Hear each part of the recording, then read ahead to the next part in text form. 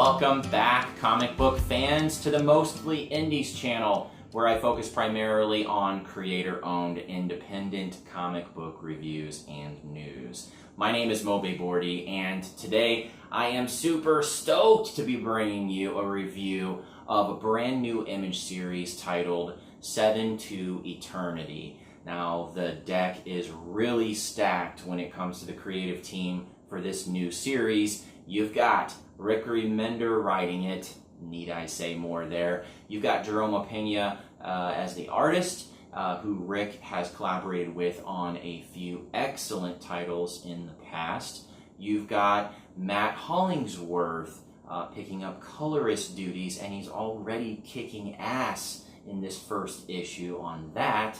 And you've got Russ Wooten rounding out the list, who has lettered the book, and he letters all the good ones. I mean, just look it up. He's doing all the good shit.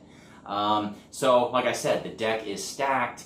The hype is real, but does the series deliver? Does this first issue deliver? And the short answer to that is yes, it delivers. Are you kidding me? I would have been shocked if it didn't. Okay, so let's just start with the art for this first issue. And I think all I will say here in terms of my impressions of it would be insert hyperbole here. I absolutely love the art, but I realize that art is a subjective thing. What I'll do is something a little different here, though. I'm going to read you the synopsis for this book. And while I do that, I'll just flash some images of the art from this first issue and kind of kill two birds with one stone. So let's go.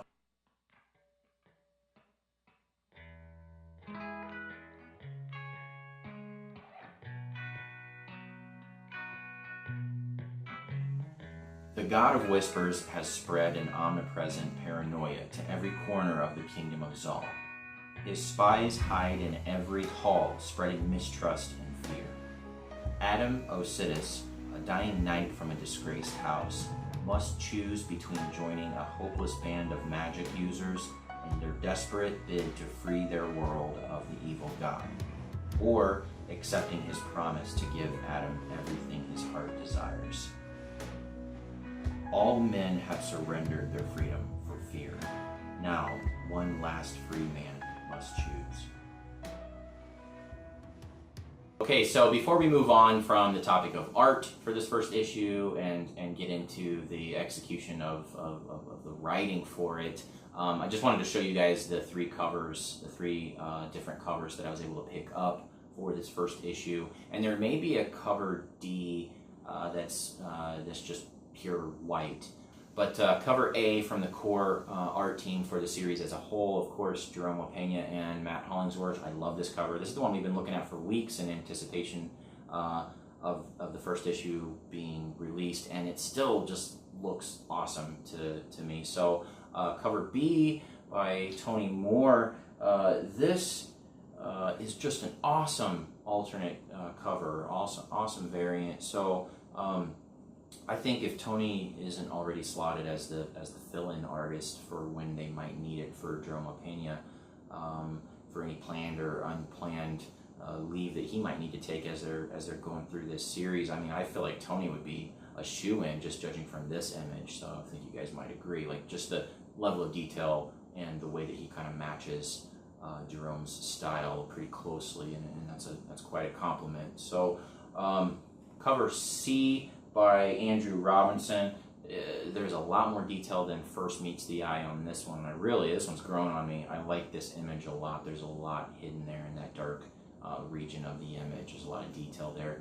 Pretty badass. Reminds me of the heavy metal covers of album covers of the 80s and 90s. So as far as writing goes, of course, Rick Remender can establish a world, this fantasy world, and the cast, the characters. He can establish that in one issue, faster and more thoroughly than most writers can do in like the first 3 or 4 of a series. And all fans of his writing know that, and that's why we try to snag everything he's put out. The first page is a full page just text, journal entry from the main protagonist, Adam Osiris. It's a journal entry that just kind of establishes his relationship with his now deceased father, his father's relationship with the main antagonist, the reasons that his father had, even prior to Adam's birth, moved their family away from the cities, where the Mud King, the main antagonist, has such a grip on all the cities, on all the people, and so they fled, and they've been gone for like a generation. It feels personal, it feels real, and so when I saw that there was a journal entry when I first opened the book up, I was like, okay, like I probably need to remove myself from all distractions. So turn the music off, and I went into my bedroom to read it so that I had a door that I could shut behind me so that the cat wouldn't be all up in my business. Got rid of all the distractions, and I think that was a good call. And it was definitely a good call, for Rick to open the series this way. The writing that follows is just as good. The pacing of this first issue was really masterful as well. You've got, following that journal entry, 3 pages of Adam and his strong / confident daughter Katie hunting together. Established that character. Katie seems just like an awesome daughter and an awesome person, and just a very strong-willed, capable character. And that's followed by 11 pages of just intense, just devastating action, devastating fight that takes place. And I love the art in those scenes is just amazing. And followed by 4 pages of Adam's family picking up the pieces of devastation that just occurred, and more character development inside of that, and for the family members that you had not seen yet.